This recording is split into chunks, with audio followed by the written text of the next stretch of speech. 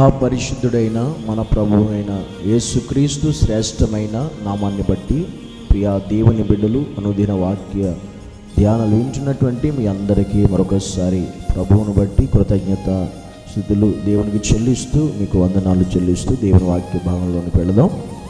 అందరం కూడా దేవుని మాటను ఆలకిద్దాం, జాగ్రత్తగా చూద్దాం. పరిశుద్ధ గ్రంథం నుంచి మత్తయి సువార్త 5వ అధ్యాయము 44వ వచనం. నేను మీతో చెప్పినది ఏమనగా, మీరు పరలోకమందున్న మీ తండ్రికి కుమారులై ఉండునట్లు మీ శత్రువులను ప్రేమించుడి, మిమ్మును హింసించు వారి కొరకు ప్రార్థన చేయడి. ఇక్కడ దేవుడు మాట్లాడుతున్న ఈ వచనములో రెండు విషయాలు మనకి స్పష్టంగా దేవుడు మనతో మాట్లాడుతున్నాడు. అవి ఏంటంటే, నీవు శత్రువులను ప్రేమించాలి, నిన్ను హింసించే వరకు ప్రార్థన చేయాలి. ఒకటి, నువ్వు ప్రేమించాలి. రెండోది, ప్రార్థన చేయాలి. ఎవరిని ప్రేమించాలి, ఎవరి కొరకు ప్రార్థన చేయాలి అంటే, నీ శత్రువులను ప్రేమించాలి. ఇది చాలా కష్టతరమైనది మనుషులకు, మానవులకు, గుర్తుపెట్టుకోండి. కానీ దేవుని నమ్మిన బిడ్డలకు ఇది కష్టంగా ఉండకూడదు, ఇది భారంగా ఉండకూడదు. ఎందుకంటే యేసుక్రీస్తు అది చేసి చూపించాడు గనుక ఆయనే శత్రువులను సైతం ప్రేమించాడు, ప్రేమించగలిగాడు. అందుకే మనకు కూడా ఆ విషయం చెప్తున్నాడు, నీ శత్రువులను నువ్వు ప్రేమించే మనస్సు కలిగిన క్రైస్తవుడివై ఉండాలి. ఈరోజు చాలామంది ప్రేమించలేరు.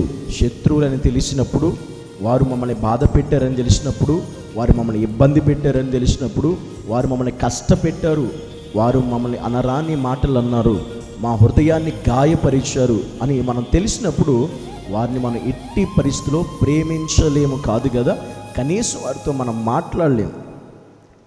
కానీ దేవుడు ఏమంటున్నాడంటే, నీ శత్రువులను నువ్వు ప్రేమించాలి అని చెప్పాడు దేవుడు. జాగ్రత్తగా దేవుని వాక్యం వినండి.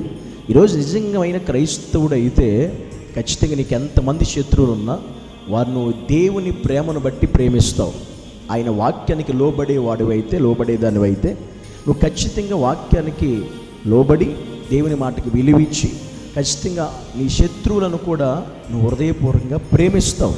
వారి మీద నువ్వు ఇలాంటి పెట్టుకోవు కూడా, తీసేసుకుంటావు వాక్యాన్ని బట్టి. అందుకే దేవుని సన్నిధిలో మన శత్రువులను ప్రేమించాలి, మనల్ని హింసించే వారి కొరకు మనమే ప్రార్థన చేయాలి. ఇది యేసయ్య చేసి చూపించాడు కనుక మనము కూడా అది చేస్తేనే ఆయన కుమారులం అవుతాం, ఆయన కుమార్తెలం అవుతాం. ఇది చేయలేనప్పుడు మనం ఆయన కుమారులము, కుమార్తెలం అనిపించుకోవడానికి అర్హులము కాదు. దయచేసి ఇది గమనించాలి. నువ్వు ఇది చేయకుండానే, అంటే శత్రువును ప్రేమించకుండా, హింసించే వారి కొరకు నువ్వు ప్రార్థన కూడా చేయకుండా, నేను క్రీస్తు బిడ్డని అనుకుంటే పొరపాటే, క్రీస్తు కుమార్తెని అనుకుంటే పొరపాటే ఖచ్చితంగా. అందుకే నిన్ను హింసించే వారి కొరకు నువ్వు ఇంకా నాశనం అయిపోవాలని కోరుకుంటావు. ఇంకా వారు నా కళ్ళ ఎదుట నాశనం అయిపోతే బాగుండు, చెడిపోతే బాగుండు, పాడైపోతే బాగుండు, పతనం అయిపోతే బాగుండు అని వాళ్ళు దుమ్మెత్తి పోసేవారు చాలామంది ఉంటారు. కానీ అది క్రైస్తవ లక్షణం కాదు, ఆత్మీయుడి లక్షణం కాదు. గుర్తుపెట్టుకోండి, యేసుక్రీస్తు తన ఉమ్మి వేసిన వారిని, తన కొట్టిన వారిని, తన బాధ పెట్టిన వారిని, భయంకరంగా పిడిగుద్దులు గుద్దిన వారిని సైతం ఆయన ప్రేమించాడు. ఆయన హింసించిన ప్రతి ఒక్కరి కొరకు ఆయన ప్రార్థన చేశాడు, క్షమించమని. అది క్రీస్తు యొక్క లక్షణం, దైవ లక్షణం. ఆ దైవాన్ని కలిగిన మనం కూడా ఆ దైవ లక్షణం కలిగిన మనం ఉండాలి. అందుకే ఈరోజు నిజంగా నువ్వు నీ శత్రువును ప్రేమించే క్రైస్తవుడువేనా, క్రైస్తవురాలువేనా? నేను హింసించే వారి కొరకు ప్రార్థన చేస్తున్నావా, లేదా వాళ్ళ పాడైపోవాలి, చెడిపోవాలని ప్రార్థిస్తున్నావా? ఒక్కసారి ఆలోచించుకో. నువ్వు క్రీస్తు బిడ్డవైతే ఇది చెయ్యాలి. ఇది చేయట్లేదంటే నువ్వు క్రీస్తు కుమార్తెవి, కుమారుడు అనిపించుకోవడానికి అర్హులము కాదు. అర్హులు కలిగి ఉండాలంటే ఈ రెండు ప్రతి క్రైస్తవుడు చేసే స్థితి కలిగి మనం ఉండాలి. అలా ఉంటున్నామా లేదా మనల్ని మనం ఒకసారి ఈ వాక్యం ద్వారా ఈరోజు స్వపరిశీలన చేసుకుందాం. వాక్యం నీతో మాట్లాడితే నువ్వు సరి చేసుకో, సరిదిద్దుకో. ఈరోజు నుంచి ఈ వాక్యాన్ని జీవితంలో నెరవేర్చు. ప్రార్థన చేసుకుందాం. పరిశుద్ధుడా, నీకు వందనాలు, స్తోత్రాలు.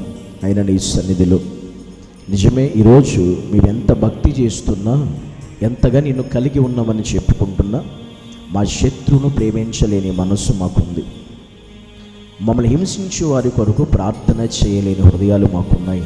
అలాంటప్పుడు నీ వాక్యం నెరవేర్చున్నట్టు కాదు, నీకు లోబడుతున్నట్టు కాదు, నీ బిడ్డలం అనిపించుకుంటున్న అర్హులం కాదు యేసయ్య. కనుక మేము నువ్వు ఎలాగైతే ప్రభా ప్రేమించావో, ఎలాగైతే వారి కొరకు ప్రార్థించావు, మేము కూడా శత్రువును ప్రేమించి హింసించి వారి కొరకు ప్రార్థన చేసే ఆత్మీయత స్థితిని మా అందరికీ దయచేయమని యేసు నామాన్ని బట్టి ప్రార్థించి వేడుకుంటున్నాము తండ్రి. ఆమేన్.